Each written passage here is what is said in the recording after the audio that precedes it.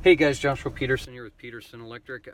This video is January 2018. It's regarding the ARC welders, spot welders for an auto body shop. I couldn't finish the video there just because of the noise, and I know you guys said it gets kind of loud. I also turned off my headset. I think that might have been causing an issue for you guys.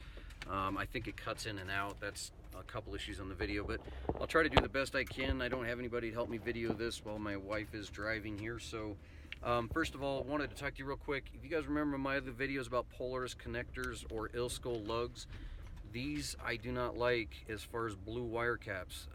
They are about a 20-40 degrees Celsius rating. They are the first things to melt always.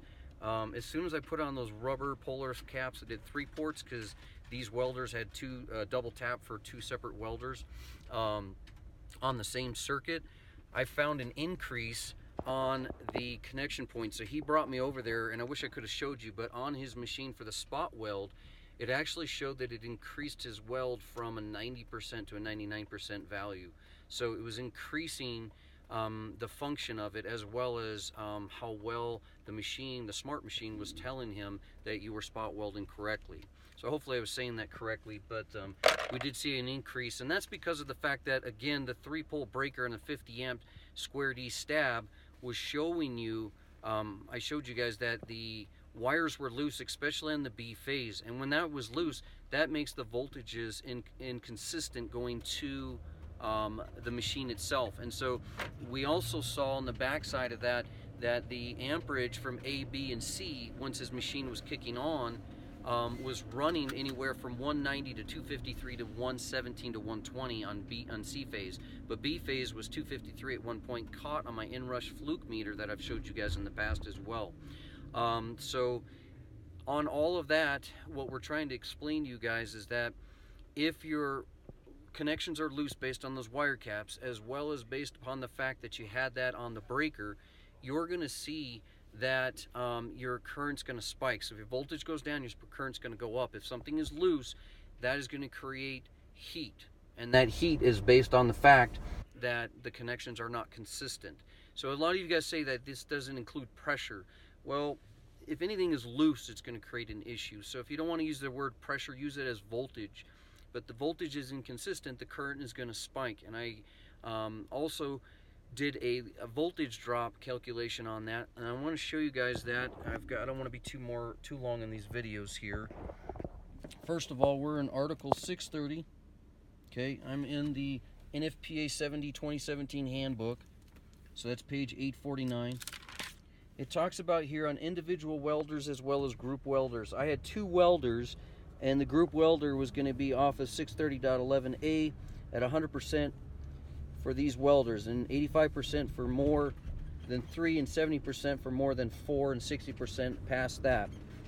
It talks about it right over here, your duty cycle. These arc welders, spot welders, did not have a duty cycle symbol on the machine itself. So it's definitely not just a typical arc welder.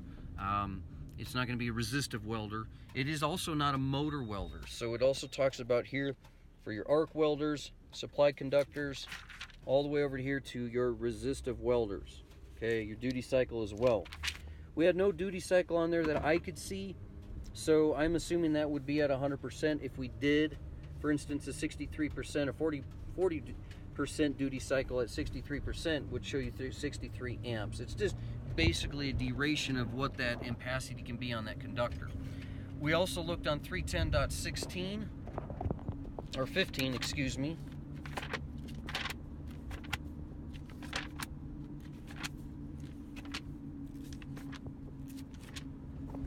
We saw right here that they originally ran an 8-gauge wire.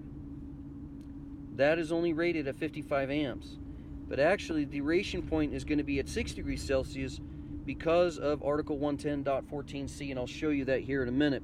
But we repoled in a short area of just new 6-gauge THWN-2 rating at 75 degrees Celsius column. We did not have to worry about a continuous duty on this. We did not have to worry about our neutral being different size because it's a 3-phase 4 wire, no neutral. And we did have to look at how many current carrying conductors, because one raceway was going across the building at 140 foot and it did have 3 current carrying conductors, so that doesn't really count either.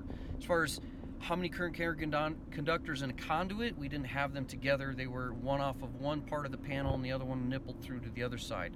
Again, we did not wire any of this that you saw in the video. It was just based on what we had to do to repair the melted wire that was inside of the box that had arced. The other thing, you got to look at your ambient temperature factor. We didn't have to worry about that because that's consistent in that shop at about 90 degrees Fahrenheit.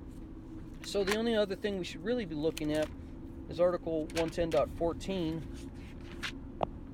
which talks about your temperature limitations, page 36. Anything that's going to be 60 degrees Celsius is going to be rated because of the fact we have 14 gauge to a number 1 gauge. We were dealing with 6 gauge. So basically that wire in 310/15 is really only good for that 55 amps to 60.